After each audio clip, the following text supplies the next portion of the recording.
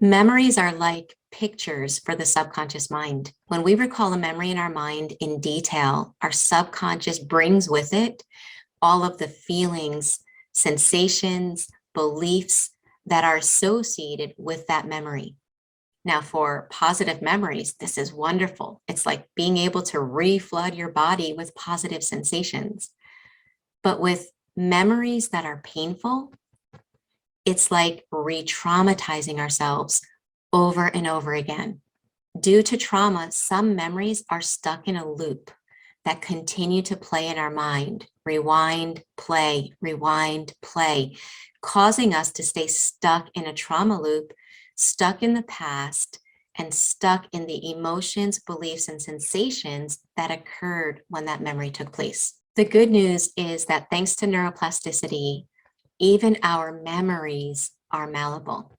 And what that means is, even though we cannot change our past, we can't rewrite the past, we can take advantage of the neural translucence of our minds so that we can de-escalate the reactivity that we have to past memories.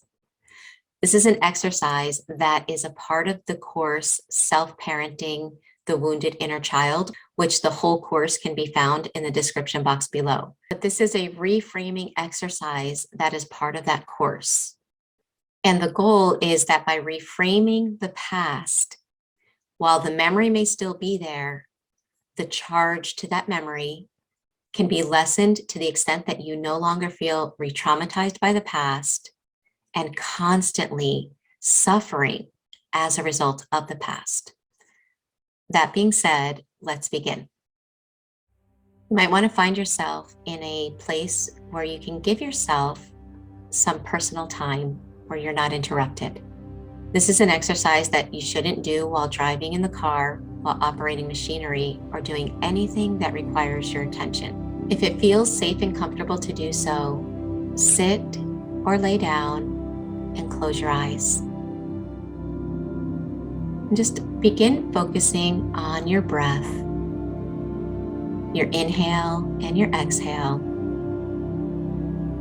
Just allowing yourself to be present in your body. And if you can do a quick scan, starting at the top of your head, working your way down, releasing any tension that you might find in your forehead, your eyes, relaxing the muscles in your eyes, your neck and shoulders. You might want to move them up and down and just release any stress or tension that's there.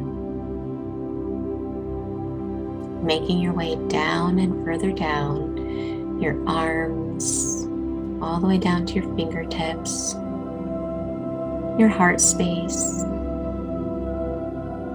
your gut area. Working your way down, deeper down, your legs, your calves, all the way down to the tips of your toes.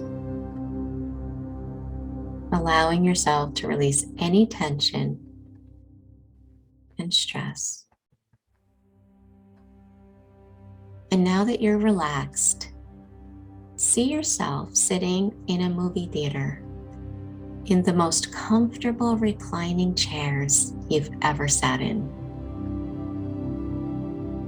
Do you put your feet up? Are you slouched down? See yourself in that reclining chair with a projector screen in front of you. And you're sitting anywhere you choose.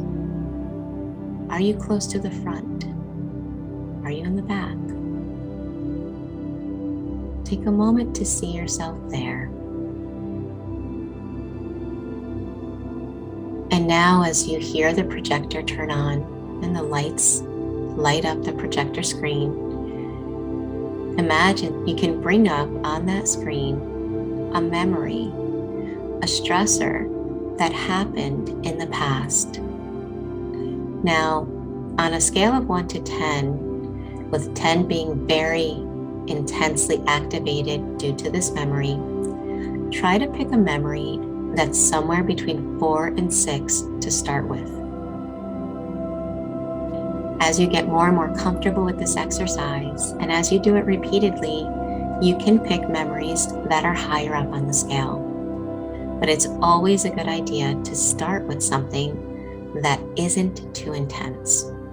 They say that trauma is the result of things happening too fast, too soon, and without support. So picking something, a memory, that causes an activation between 4 and 6. See yourself sitting in the reclining chair, watching the memory come to life on the projector screen. Give yourself a moment to picture where you were, what happened, and how it unfolded.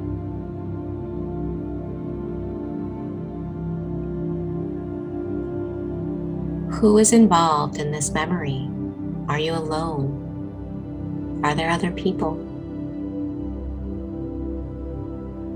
And as you notice it playing out on the projector screen, notice what happens in your body as you remember the scenario.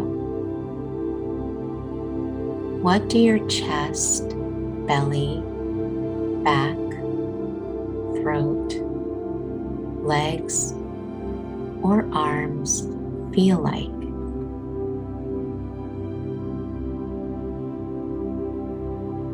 Are there sensations in your body that you are feeling as you watch this memory on the projector screen?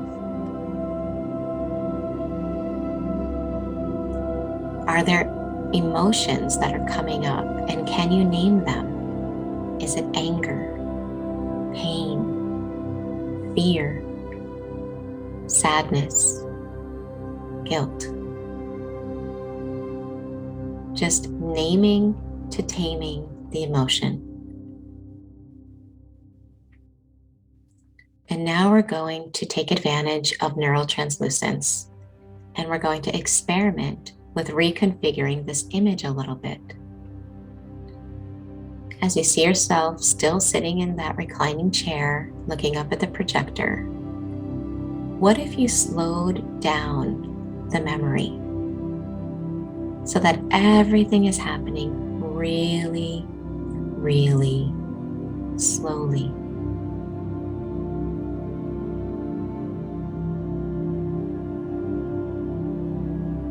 And now imagine that in your hand you have a special remote that can control this image and this memory that's before you.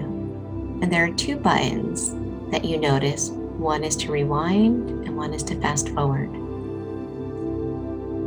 What happens if you hit these buttons consecutively and repeatedly so that the image before you rewinds to the beginning and then quickly goes to the end, goes back to the beginning, and fast forwarding to the end 3 to 4 times?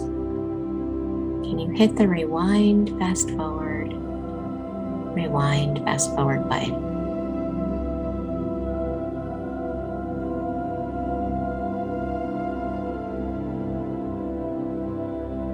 And now rewind it to the beginning.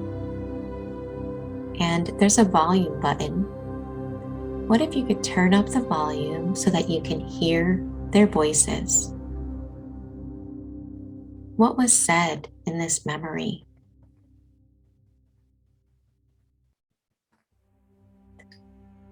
And now rewind it so that you hear it again, but there's a cartoon button. What happens if you hit that button and all of the voices become the sound of a cartoon? And it can be the cartoon of your choice. The voices can sound like the Chipmunks, Kermit the Frog, Bugs Bunny, or any cartoon of your choice. Hit that cartoon button and listen to the sounds of the voices in the cartoon of your choice.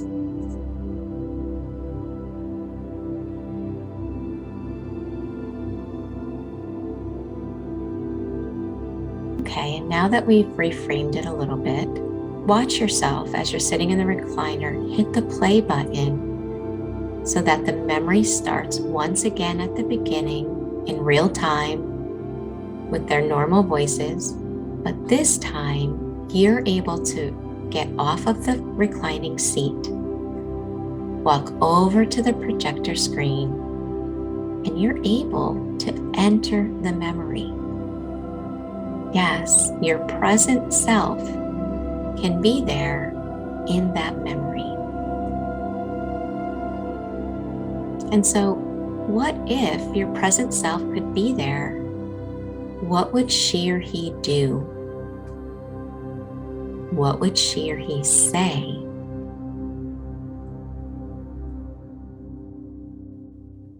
What would you change?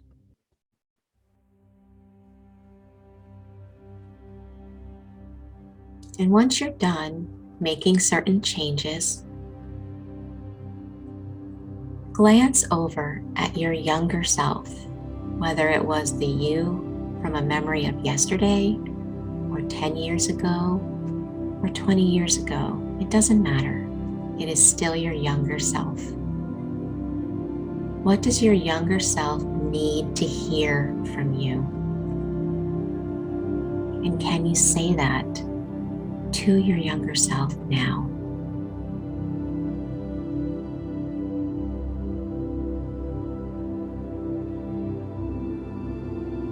If you could, for a moment, step into the role of your younger self, seeing your present self there with you, how does it make you feel to know that your present self is there with you?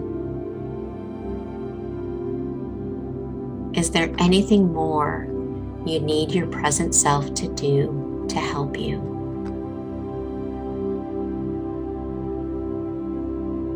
Now imagine your present self has a message for you. So imagine your past self, the self from the memory, looking into the eyes of your present self. And this is what he or she has to say. I'm so sorry that this happened to you. You didn't deserve this. And I know how this made you feel and how hard it was because I was there. But I want you to know that you now have something that you did not have at that time. You now have your present self. You now have me. I am your future self, and I care about everything that happened to you. And as the memories come up, I want you to know that you will no longer be alone. I will be able to step into any of these memories and help you in any way that you need. You do not have to deal with these memories alone anymore. I am here for you. I care about you. And I love you very much. How does it make you feel to witness your past self and your present self together, supporting each other?